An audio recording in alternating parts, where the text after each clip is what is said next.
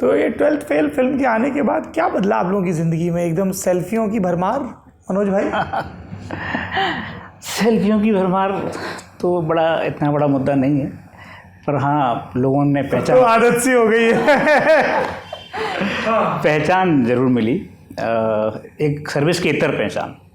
Service में अपने आप पहले से कुछ चीज़ें थी, आप काम कर रहे थे तो लोगों के बीच में आपकी पहचान थी, पर वो पहचान डिस्ट्रिक्ट वाइज आप जिस स्टेट में हैं वहीं तक आपकी सीमित रहती है।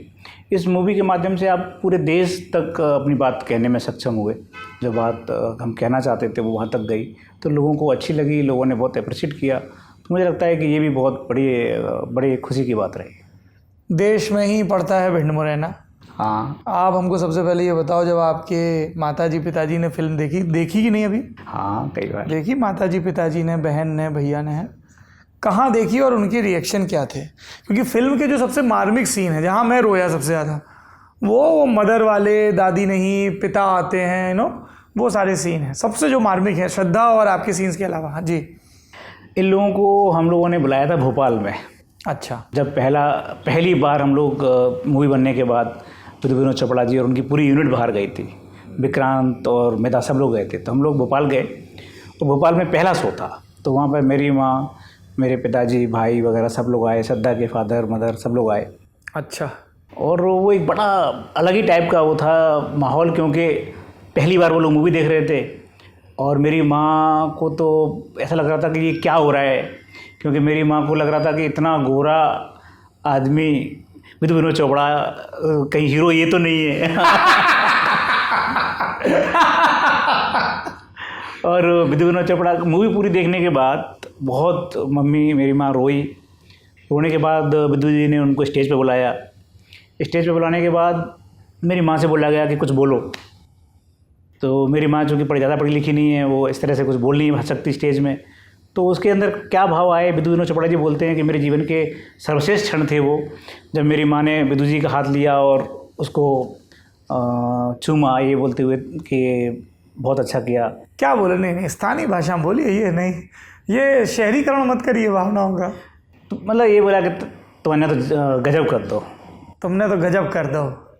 एंड विनोद चोपड़ा इस बात को कम से कम हर मंच पे, हर जगह कई बार बोलते रहे कि यार वो अलग ही क्षण था जब तुम्हारी माँ ने मेरा हाथ चूमा था, क्योंकि वो उनको अपनी माँ याद आई, सबको ऐसा लगा कि क्या बात थी।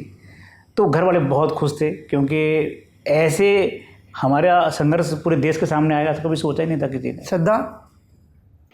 बिल्कुल, बहुत ज़्यादा इमोशनल ये था जब मम्मी पापा ने देखा। और पापा बार बार देख करके एकदम इमोशनल हो रहे थे कि ऐसा लग रहा है कि जैसे तुम खड़ी हो जाने के लिए। हालांकि वो शिक्षक भी हैं, तो वो साथ में बहुत सारी अभी भी कुछ ना कुछ उसके साथ वो देने का कोशिश करते हैं। जैसे अभी इतना सब हुआ तो हमेशा जैसे वो पहले बोला करते थे, तो फिर से उन्होंने अपनी बात दोहराई कि पहाड़ के हैं एक्चुअली हम लोग। तो पहाड़ में कैसा होता है कि वो बचपन में मुझे बोलते थे कि हमारा स्कूल दूसरी पहाड़ी पर था ऊपर, तो उनका कहना रहता था कि ऊपर जाते हुए तुम्हें कितना टाइम लगा?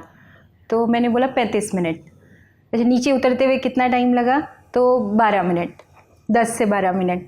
तो वो हमेशा बोलते थे कि ये बात याद रखना। और उन्होंने मुझे अभी वापस याद दिलाई कि जब उतरते हैं तो मेहनत भी नहीं लगती, उतरना या लुढ़कना बड़ा आसान है, एकदम आप तुरंत नीचे आ जाते हैं, बहुत तेज़ स्पीड में आ जाते हैं, बिना थकान के आ जाते हैं।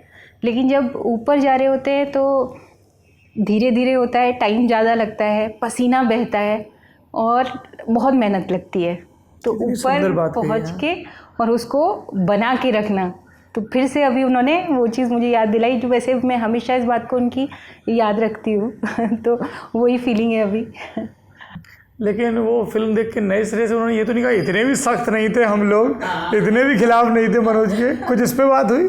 हाँ, वो नाराज़ बहुत सब लोग अपनी अपनी चीज़ों के लिए बीच बीच में होते रहते हैं कि यार ये हम तो बहुत मजाक भी करते हैं लेकिन कुछ ज़्यादा ही हमको बहुत सख्त दिखा दिया। पिताजी की क्या रिएक्शन थी मनोज भाई आपके? पिताजी हमारे अभी भी उसी मूड में रहते हैं, जिस मूड में पिक्चर में थे उससे बाहर निकले नहीं है, वो अब कभी भी निकले नहीं है।